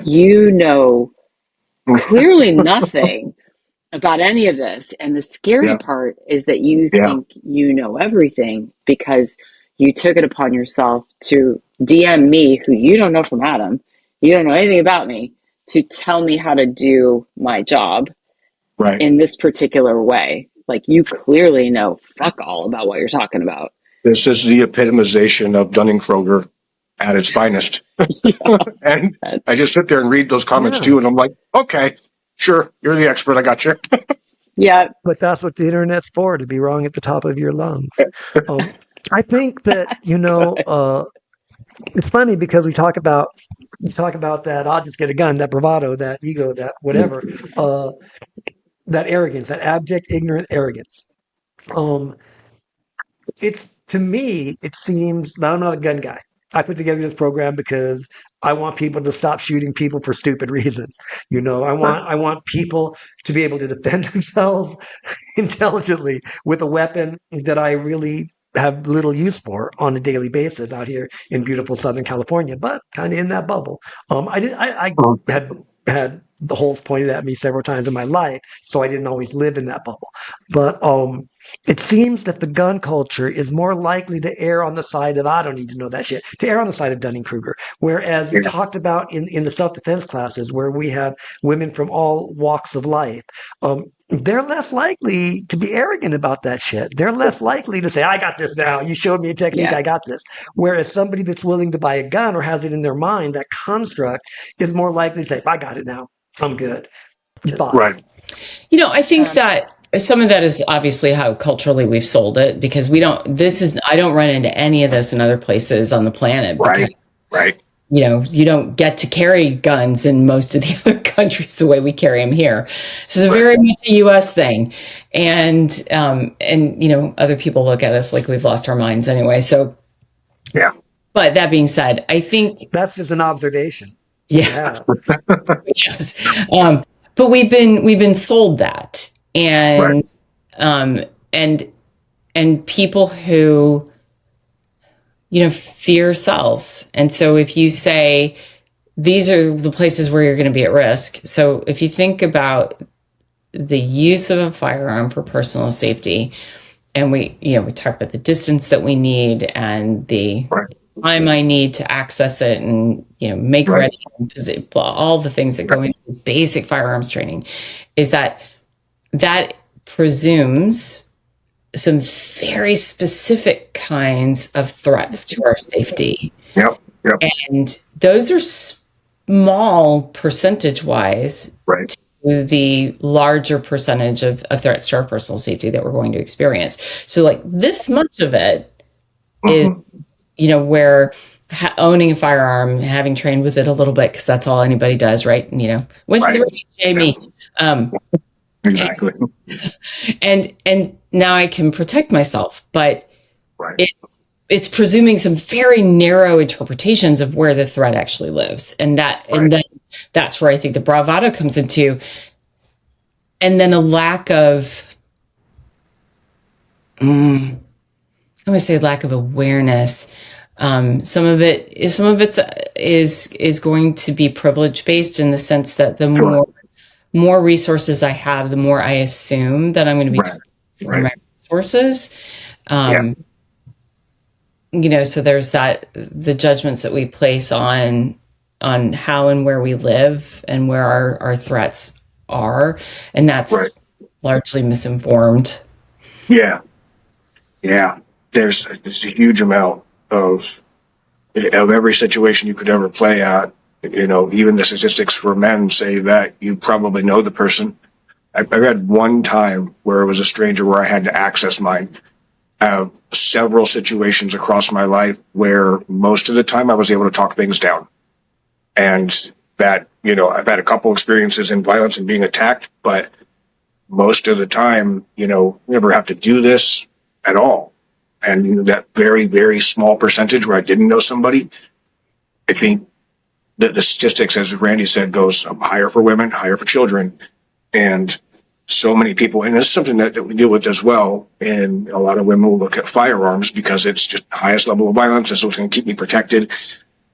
And the dynamics that play in there are so vast that, and I think even Miller talked about that in the book, how you feel about, shooting the bad guy who's clearly a bad guy versus how you feel about shooting a woman, how you feel about shooting a child. This happened to several officers who kid had a toy gun, but they didn't know. They had no idea. They wouldn't put the weapon down. It's happened to soldiers. It's happened to a lot of people. And all of these things in the post-incident, they're totally messes with your head. There's a lot of construct around the bad guy is clearly a bad guy, and he's got neck tattoos and teardrops down his face. And so if he's, a relative or a friend in a suit, that's not going to be what you're expecting when you go to purchase it. Yeah. Agree with all the things. So looking ahead, where do you think the self-defense industry needs to improve? Are there outdated ideas we should leave behind, and what should instructors be embracing instead? I think the biggest outdated thinking that needs to be left behind, and I was hoping it had been, but it keeps popping back up, is that there's no difference in the training and education needs in self-defense between men and women. Okay. That's it's fascinates me even now, like how often I'll get a comment, if I draw something in a social media thing or whatever, I'm like, there's no difference at all. I'm like, what? Yeah. Right. And it's not that there aren't obviously a lot of crossovers in need, but there are some distinct differences. And along those lines, that there aren't any differences in the training needs, as in not how do I say this? The approach to training, not the curriculum, right? So that there's a need for that to be differentiated as well. We finally have some research that's backing it up, but people still either don't know it's out there, don't want to acknowledge that it's out there, or literally, I can't be bothered to read a book on that. I'm just going to keep doing what I'm doing. And that's the third one is, I think, the most challenging to us is they literally can't. We have a recommended reading. I would put Randy's book as required reading, but people just don't read anymore. Yeah. Well, and we similarly, we have some things within our process in credentialing. And because people don't read anymore, we've tried to circumvent that a little bit and create some video content, within audio. But who would you recommend? From a reading standpoint? Yeah. So for the people who, if you're teaching and training on an ongoing basis, so you're developing people athletically, then absolutely need to read Stacey Sims' work in her research in the athletic training needs of women. Okay. It's very evidence-based. I mean, she's a researcher. That's what she does. And there's a lot of good stuff in that. If I get a little overwhelmed when we start getting into microbiology. So some of her book, I'm like, yeah, I'm skipping these pages because it doesn't make sense to me. But so her work is really well done from a developing female athlete's perspective, because the training needs for women are different. The recovery needs are different. The force needs are different. The where she's going to pick up an injury versus where he is different. And so that's, I would different. Very different. But the vast majority of people out there teaching and training, they have no idea. Well, or they just don't buy it. They don't buy it. So, fun story. So, when I first opened my commercial dojo about 25 years ago, I had one of my students he was a PhD candidate at USC for physical therapy. And on Saturdays, he would have his friends, his colleagues, students over. And one of them was doing her dissertation on girls jumping. And I was like, really? Just jumping? And she said, yes. She said, girls are 3 times more likely, girls that enter into team sports between the ages of 9 and 16 are 3 times more likely to be injured than males. And she says, I theorize that it has something to do with the way they land, that boys collapse when they land naturally. Physically, girls tend to land stiff. And I took her research and I developed a box jumping program for my young female students. And I had everybody do it, but it was primarily to teach them how to absorb impact. I'm so grateful to that understanding in science. And of course, from that point forward, I came to understand that there are differences, mind, body, and spirit, psychologically, physically, and socially. There are tremendous differences in the way that we must train our females. Yeah. And so that would be like, if I could make something disappear, it would be the bias in mythology that's not true. And because that's even in mixed gender classes, ongoing training programs, that's where we see, we look comparatively, the percentage of injuries and the percentage of significant injuries is always higher in the female population because, nobody's paying attention to this. And, nobody's an overstatement. There are people who are, but it's not the vast majority by any means. Hyperbole is allowed. 1:47 p.m. I have a question that on the trail of what he does, and there's one that I really specifically have for you as the most qualified person to talk about this that we've spoken to yet, and I'm so grateful that you've been here. It's been a ball, but one of the things that we address at Dragonfly that most people don't understand is the emotional aftermath of violence, the emotional aftermath of surviving the survival. What can you put in place in a program prior to that will help manage that after the fact? The research that's been done in what they call story editing, which is anchored in cognitive behavioral therapy, but there's a ton of data on it, is what I would bank on or work with. And so we start with, if I happen to get you before anything has happened in your life, then I'm working on how you're going to edit the story of you and you in relationship to the rest of the world, so that inside of that are these internal dialogue conversations about resilience from a perspective that's supportive of recovery, to use these terms very broadly. And tucked inside of that is here's one of the downsides. So every time we have a big movement culturally that advances awareness, it's always a good thing. And there's always some unintended consequences that nobody was anticipating. And one of the unintended consequences for this beautiful mental health awareness thing that has happened in our culture over the last 15, 20 years, specifically around trauma, is an over-identification of self to a traumatic event.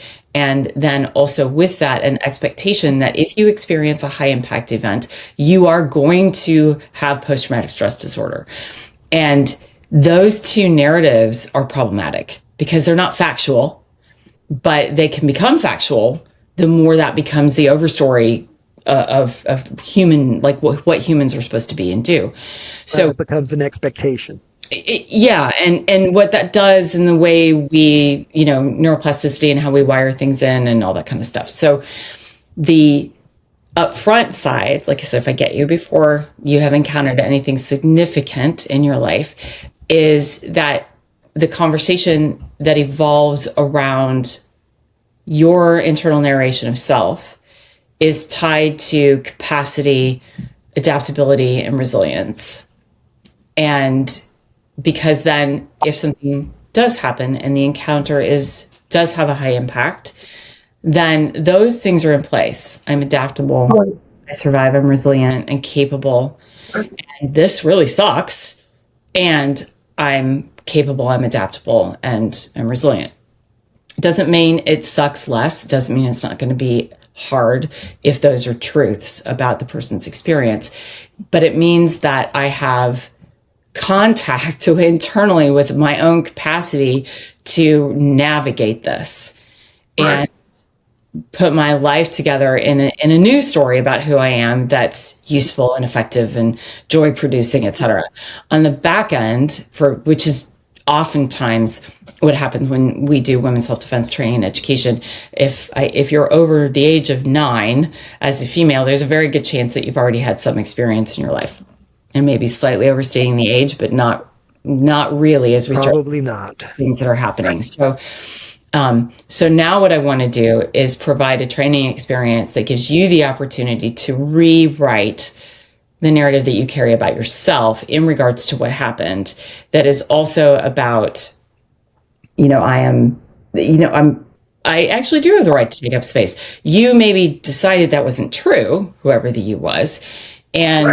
But I get to decide, I get to rewrite the story. And I know that sounds very esoteric, but there's a metric fuck ton of empirical data behind the story editing approach to pretty much everything from racism to trauma recovery.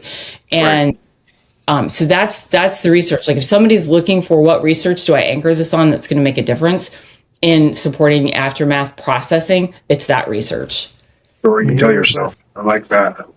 Very, very well done. Just we talk about this sometimes with creating a pathway from the traumatic event to an alter ego.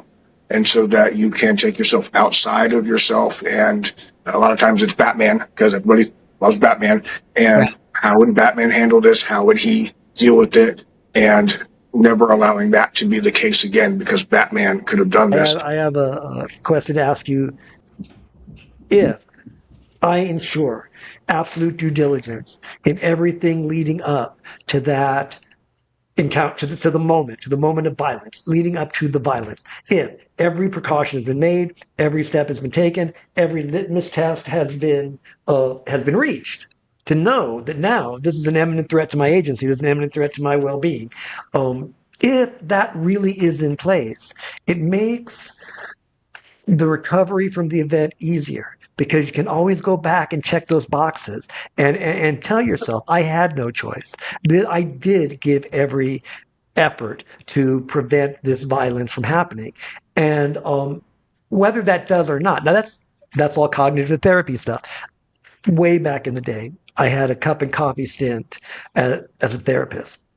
And my daughter, she convinced me that I was bad at it, because she said, okay, Dad, this is the way you do it. She says, you listen to somebody and then you write out what they're supposed to do on a chalkboard. And if they don't see it, you hold it closer. And if they still don't understand, you start beating them on the head with it. So I sucked at it, Doc. So I truly appreciate your skill level. But what do you think about that? About at least having that in place cognitively to be able to fall back on after the event? This is a yes and response from me, in the sense that there's mischief. It's overarchingly correct, and there's mischief in it as well, because a lot of humans, women in particular, because of how we're socialized, are more likely to story edit towards and default to into lack, into failure. So instead of saying, a default to like, well, I did everything I could, that's not how most women, at least in Western society, are going to default their story editing. So we have to be more proactive, if you will, in creating that overarching, what is it that I want you to get out of this 2.5 hours with me, is as an invitation to everybody in the room to lean into what's possible for me as an individual, and watch for and listen for those places where that story editing is going to default to that social programming, which is it's your fault. Fundamentally, right? We talk about victim blaming is very common language now, Right. Yeah. but it's deeper than a victim blaming tendency in our legal system, or whatever you want to look at it. It's deeper than that, because the social messaging that girls are raised up inside of, and boys have their own mischief. Like, we fuck it up for boys too. So we do not have a corner on that. But the messaging for women is, if things aren't going well at home, if your child gets in trouble at school, it's your fault, right? The dad's around, but he goes to work. So, not that she doesn't, but it's still her fault, because socially and culturally, the unpaid labor responsibilities still fall to women. And therefore, if something breaks down, it's her fault, because she hasn't she's not up to the task. And that messaging is so unconscious and so deep that even for women who can articulate, I know it wasn't my fault, the next sentence that's going to come out of their mouth is, but. Right. Yeah. Because there's the rest of it. That's everything she's been marinating in since she drew her first breath. So that's where I say there's some mischief in, in saying, if I can check all the boxes, I'm going to be okay on the other end. It doesn't necessarily so. Yeah, it doesn't really matter if she can check them or not. There needs to be more happening in that dialogue. Thank you for that. Yeah. Very, very good. And I think it's so important. One of my keynotes is common confusions that contribute to chaos. And one of those confusions is never confuse guilt with responsibility. Nobody wants to be guilty, but everybody given the opportunity can step up to be responsible. Yeah, I got in big trouble over that years ago. Rory and I co-authored an article for Internal Magazine with one of the organizations I was with. Whoa, it created some energy. So heavily hooked into the word responsibility as being fault and blame, as opposed to its original root, which is the ability to respond. But we've lost so much contact with that original meaning that it's very difficult to get people to unhook from that. Right. It's like, oh, maybe this isn't a hill to die on. I want it to be a hill to die on, but I don't think that's going to help anybody. So change your language. That's awesome. Very, very good. So if someone listening today wants to become more capable of protecting themselves, or wants to become an instructor, what first steps would you recommend? Where can they learn more about the work 500 Rising is doing? Actually, I have two different kinds of answers to that question. If somebody wants to, first steps to be able to live my life from a greater place of personal agency, how do I do that? I'm always a huge fan of learning to move your body. Like, whether you're going to push weight or you're going to take a martial arts class, or I don't care, go move your body, because the more comfortable you are in your own skin and whatever your body will let you do, depending on how old you are, right, is good. Like, that's a win across the board. And then, and you don't have to do that. I like to think of it as a have to as a human being, but start with educating yourself with people who know what the fuck they're talking about. And now that Randy's got this new book out, it's Randy's book. And go back to, if you think you want to train in martial arts as well, then go look at Meditations on Violence, because it's really comparative to real violence to, martial arts. Facing Violence, which is Miller's as well, if you're up to it, because it's a very honest and blunt conversation about the realities of violence. So there's a little bit of a content warning that goes with that one, depending on life experience. But start there, because the moving your body part that's the little piece in the big puzzle, right? For us. So important. The puzzle is so incomplete without it. Yeah, it's just, and you could just do that and never do any of the other stuff, and you got a better chance than most people. So I think as far as finding 5-minute rising, we go where we're asked. So we're a nonprofit organization. We have a local home base in Northern Virginia that is tied to the training center I used to own. We created a deal with the guys who took it over. I'm like, you guys can have it, but I need to be able to use it and the equipment and stuff like that whenever. Sure. So we do stuff up here from time to time. But otherwise, we go where we're asked. And our level 1 course is a 2 courses in one thing. It is both the first step in instructor development with us, and it can be all you do. That's fine. And it's also a masterclass in women's self-defense. And while most of the people who attend are looking at it from that teaching side, at least in the US, almost everyone that we've done in the last 18 months has had a handful of women in it for the masterclass. So that's an open invitation. It's a crash course. It's 10 hours plus online. And then it's 3 days from 9 a.m. to 6 p.m. in person. And it's a hardcore masterclass in women's self-defense, all the way from some data and science and neurobiology and sociology, psychology, to some physical stuff and aftermath and all that's tucked in there, legal, ethical, blah, blah, blah. Right. And then we recognize that not everybody has the freedom and availability to put their butts on a plane or what have you. So we literally go where we're asked. I have training directors in the US and Europe now who are folks I would send out. Like if somebody said, hey, is there somebody in my area who could come do a workshop? Like here's a person. I travel extensively and I don't just teach the instructor courses. I do some, workshops and things like that as well. And if you want to do the level 1 where you are, we'll figure out a way to make it work. So otherwise, we're online everywhere. And I say that with some chagrin because social media is a necessary evil as far as I'm concerned. Yeah, indeed. We're on all the platforms, the website, yada, yada. Evil is a judgment. No, it is. And I'm not shy about that one. Right. This is excellent. Thank you so much for talking with us today. Everything about all of this conversation, not just cerebral, but that so much of what's out there, and the misconceptions part, I think everybody who is doing good work across the board can't ever go get enough education.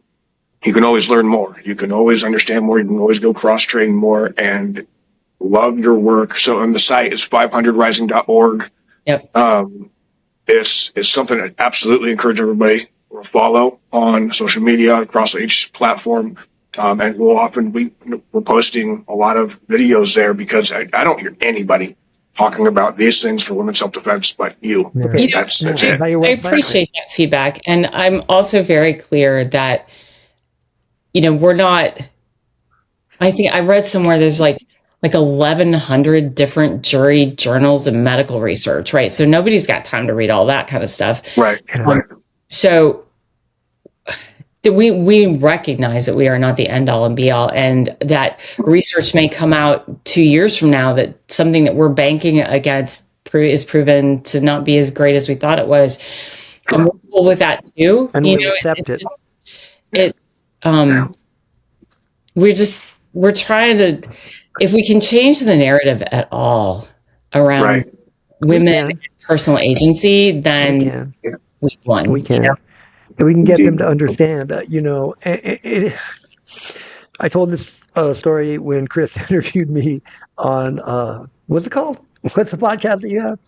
perspectives on violence. Oh, yeah. Once, Flashback way back in the perspectives. day, I was doing a lot of security work. I was doing a lot of bodyguarding and doorman work. And one night after work, there was this domestic dispute between a husband and wife. He was trying to drag her into the car, and I just stood by until she said, "Please help me." And of course, at that point, I grabbed him by the arm. I said, "Okay, she's not going home with you tonight, pal." He took a swing at me. I spun him around. I put him in a chokehold. And immediately she started smacking me on the back of the head. Let go of him. You're hurting him. You're hurting him. Yeah. This was for a 25-year-old kid. This was a tremendous wake up. If she'd had a brick or even her Right. shoe, I'd have gone home altered. The psychology. 6 months after that, my mother had a shop in Modesto, California, and she made curtains for a women's shelter. And she asked me if I would go and install these curtains in the women's shelter. And I had to get special permission, and they had to vet me and everything. And we got there. And the very first thing I saw was a woman who'd been beaten severely next to the phone, and two other women were trying to talk her out of calling her abuser because she was afraid that he'd be worried about where she was. We took down all these blankets. I know I'm digressing, but I need to tell you the story. We took down all these blankets that had over all these windows, and we put up beautiful curtains and beautiful drapes. I had to go back 1 week later to make an adjustment, and they covered all of them with blankets. They covered all of them with blankets again because all they cared about was that security. Mm-hmm. And that was 1986. And from that point, I've been obsessed with breaking through that mentality. And I appreciate you so much for being such an expert in this field. Thank you. Thank you guys for having me on. I appreciate it. Thank you so much. We appreciate you. Thank you, Doc. You're the best.